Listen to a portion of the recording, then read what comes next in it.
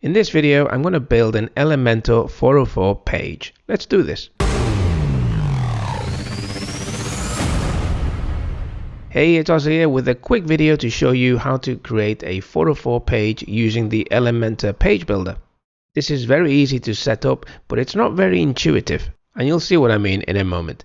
So here I am on my blog, and the first thing I'm going to do is I'm going to go over to Elementor templates. Here I'm going to click on Add New. And this is what I mean about this not being super intuitive. You click on the drop down menu here and you select single. Now you would think that your 404 page would come under page, but it doesn't. It needs to be a single. It would be nice to see a 404 option, but this is how it works right now, so let's get on with it.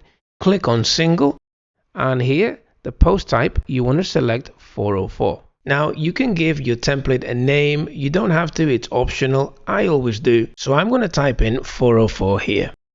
Click on create template, and this is going to take you to the template library where you can select from a number of templates for your 404 page.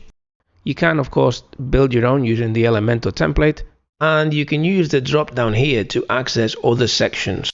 By default it's filtering the 404 templates, which is what I want in this case. So I'm going to select this one here. I'm just going to hover over it and then click on the insert link.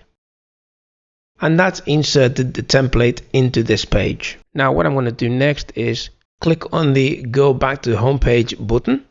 And then I'm going to type in my URL there. And I'm going to hit publish. Here you have the ability to add conditions if you want to. I'm just going to leave this as is. I'm going to click on save and close. So that's my page done. I'm going to click on the have a look link, and this is what it looks like. And what I'm going to do now is I'm going to test this by adding a random string at the end of my URL. I'm going to hit enter, and this should redirect us to the 404 page. Now if I click on the go back to homepage button, that brings me back to the homepage.